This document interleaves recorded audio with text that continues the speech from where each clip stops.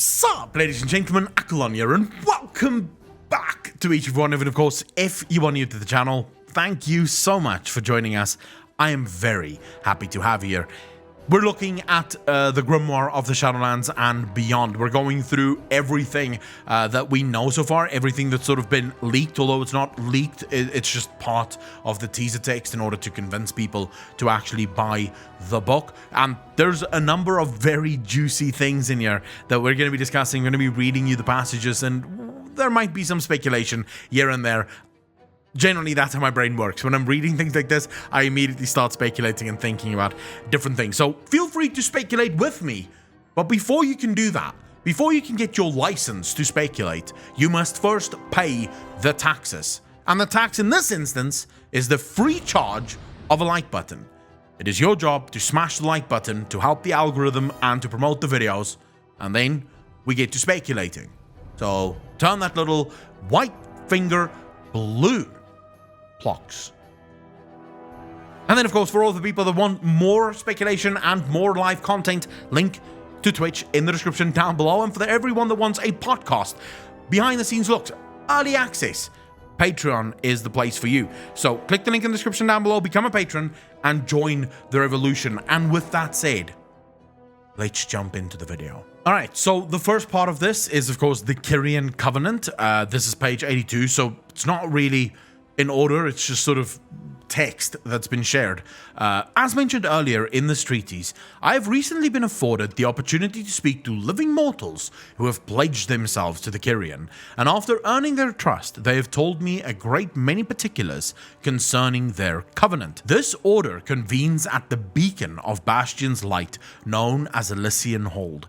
This grand holdfast rests in the shadow of the Spires of Ascension, home to the seat of Carestia the Firstborn, the Archon. Unfortunately, only those who have achieved ascension or who otherwise aligned themselves fully with the Kyrian Covenant are permitted to set foot within its hallowed halls. A pity, as the more walkers tantalize me with tales of the wealth of information kept within the Elysian Hold that would be of incalculable value to our cartel. A little bit of insight once again into the brokers. They don't seem to have any interest in helping anyone. The only time they will help is if it's mutually beneficial. So they gain something, and then of course you gain something because they decided to help you. But that's sort of the only thing they ever really care about. Anyways, on to Oribos, and this is what I found this passage very, very interesting. Since embarking upon the very first of our expeditions to chart the afterlives of the realms of death, we brokers dreamed of setting foot in the eternal city of Oribos. So a little bit of information here about the brokers. They do not appear to be dead, right? So they are not souls native to the Shadowlands. Instead, they have traveled to it. So who are these creatures that can travel through the veil, can pretty much do whatever they want, and just gain information wherever they go? Don't know, but I want to know. Eternal City of Oribos, the resplendent heart of the Shadowlands itself. Everything we had learned from our travels indicate that Oribos was a place of boundless knowledge, where ages could be spent learning from the spirits who ventured through its rings. Each of our cartels financed expeditions in search of it, and to establish proprietary claim, sending many across the vast in-between to seek the Arbiter. One of the Eternal Ones said to dwell within the very core of the machine of death. While each venture expanded our network, it failed to achieve its main goal. Oribos would seemingly remain out of reach until the whim of an owl navigator finally revealed the destination we had sought all along. The truth of whether that whim was premeditation or miscalculation is a tale they've yet to part with, but regardless, it resulted in Oribos being discovered at long last. Now, again, the rings, the reference to the rings, traveling through the rings. I will once again highlight this. Do not forget the whisper. Your coming was foretold in the rings, right? Do not forget that whisper, because we have been trying to figure out what that whisper means, what that whisper could be referring to, and everything in Oribos points to this sort of ring system. So there seems to be rings there. The fact that the old gods themselves know of this and say that your coming have been foretold in the rings, very interesting, at least from my perspective. Oribos standing there, the Arbiter being the eternal one of Oribos. I don't know yet if the Arbiter is in fact an eternal one. I don't think anyone can know this, but it's still an interesting thought. It also, remember, the brokers do not have fundamental knowledge of all these things. Most of it is in whispers, is in information, pieces of information that they piece together, and then they find sort of what you could call, truth or theories within this. Alright, so the next one is the Winterqueen. Ardenweald's function supports our theory that the first ones crafted the underlying framework for the cosmic forces of our universe, one that would facilitate an endless cycle of death and life, which they made central in their creation. The role that they designed for the Winterqueen within this cycle was a vital one, requiring a bond between the conflicting forces so intimate that it is logical to assume that the existence of the reciprocal being who serves as her counterpart can be found as well. Never forget that we know now that Elune is the sister of the Winterqueen. We have on multiple occasions talked about Elune and her sister and the similarities that could exist there, or at least the similarities in how opposite they are. They both seem to hold some parts of life, some light and some dark within them. So it would make sense in this regard. Although, once again, take all of this with a grain of salt, because, again, the brokers do not know.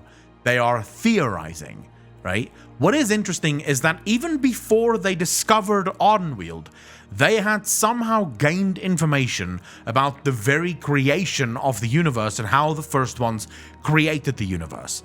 And Ardenweald simply served as more evidence to back up their original theory. And in that the universe was designed to be an endless cycle of life and death, that is a very, very interesting reveal, and may also actually prove a little bit problematic to how the Shadowlands is set up right now. The Night Fae of this realm seem unable or unwilling to provide details that might substantiate my theory. I did locate one source who, when pressed, admitted to having overheard the Winterqueen refer to a certain life-bound entity as her sister, a familial term that would seem ill-fitting when used in reference to a being who is directly contrary to your very nature. In this, I believe that the brokers might be wrong. They believe that Elune and the Winterqueen are complete opposites of one another. But that doesn't have to be the case. They could be two sides of the same coin. In other words, there could be a little bit of life in the Winterqueen and a lot of death. And maybe a little bit of death in Elune and a lot of life. Right? So they're not exactly counterparts. They're not exactly complete opposites. They share certain values and certain bonds between the two of them. Yet, just as the Winterqueen assumed her place in the pantheon of death, this apparent counterpart took up a similar position in what we must hypothesize to be a pantheon of life. A pantheon of life means they have never seen it. They don't know if it exists. But if there's a pantheon of death, then according to them, there must also be a pantheon of life. Whatever relationship might have once existed between the two siblings, whose bond was fundamental to the eternal cycle between death and life, seems to have been all but severed. For how could even two figures of such unimaginable power commune across the veritable chasm that separates their disparate planes of existence? It is said, only in hushed whispers, I assure you, that in the eons that followed their parting, signs of resentment and pain began to mar the placid visage of the Winterqueen, especially when she heard the name of her sister uttered within her forest. Even her recent actions to save Ysera betrays those emotions, for I am told that the Winterqueen seemed to somehow to show a moment of hesitation before making the sacrifice required to save the soul of the dragon so dear to the one she resented. Yet it must be said that the truth of these matters exists solely within the Winterqueen herself, and to ask the inscrutable Eternal One for answers would be a fool's errand indeed. A lot of very interesting things there. Not necessarily things that right now move speculation forward, but as more information sort of reveals itself to us as we're playing through the game and as we're sort of getting used to more things in the game, I do think that this is going to be rather massive in sort of filling in the gaps. Because again, just want to reiterate this again, the brokers are hypothesizing. They are taking all the information that they've gathered through the ages and they're trying to figure out how this information fits into the universe, and then maybe recalculating if they get a piece of information that they don't yet understand. The army of the dead. When the will of the First Ones forged the Shadowlands, it is evident that they saw a need to protect the realms of death from any outside influences that might threaten it, to not only match but to overpower all potential battlefronts ahead. They imbued the very landscape of Maldraxxus with qualities that are unique among the infinite afterlives, to train its legions to prepare for the myriad of threats they foresaw arising in the cosmos. Maldraxxus needed to be able to adapt to the ever-changing environments its forces would inevitably be called to march upon. The power to shape and alter the very landscape of Maldraxxus was granted to the Eternal One, who stood at the head of the Necrolords, the master strategist known as the Primus. By his hand, the malleable flesh fields and bone spires of his realm were shaped to serve as the ideal training ground for the ultimate army. There's a couple of things that needs to be highlighted here, things that I've spoken about in the past that doesn't necessarily hold up. Maldraxxus was designed and the Necrolords exist to defend and protect the Shadowlands. But when the light attacked Revendreth, Maldraxxus was unwilling to come to Revendreth's aid, and so the Stone Rite was forced to take her children to fight off the light, and in the process losing thousands, uncountable, of her own children. So what exactly is this? Why didn't they go to help? If that is their very reason for existing, why were they not willing to help when the light attacked? I don't know, but I do think that that's something that should be kept in mind, at least for the most part. All right, so then we get to the Jailor part, and I do apologize. Let me quickly move my camera just so that you guys can actually see what is happening. All right, there we go. We've been moved. How you doing? Okay, so on to the Jailor. Prodigious? I don't know how to pronounce that word. I don't even know what it means. So prodigious have been the effects of the Jailor's recent influence upon the Shadowlands that it seems absurd to consider that, for most of our known history, there was very little tangible evidence to show that such a being even existed. Which is very interesting. So, why?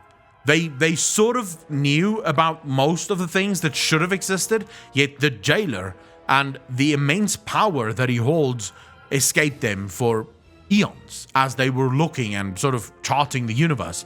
After an exhaustive search of our cartel's archives, I could produce no account that even described the Jailor's appearance, let alone his purpose beyond overseeing the damned souls condemned to the maw. Theories and legends were all that could be found until living mortals crossed over into the realms of death with their inexplicable ability to escape the Jailor's grasp. The only authentic evidence as to the Jailor's history comes from a report filtering through the halls of Oribos, itself sourced from a living Azerothian who unlocked the seat of the Primus and uncovered a message left behind by the Primus himself. In this accounting, the Jailor, called by his true name Zuval, once stood beside the Eternal Ones as a brother before rising up against them. So great was the power of Zuval that it required all his kin to unite in order to bring about his defeat. Why was he this powerful? If he was made and designed as a fundamental eternal one, as part of the Shadowlands, why was he designed? And more importantly, and this might be a question worth asking from all of us, what was his role prior to all of this? He wasn't the Jailor always. He became the Jailor when they banished him to the Maw, where, you know, you sort of now have the job of looking over the eternally damned, because you yourself are now eternally damned.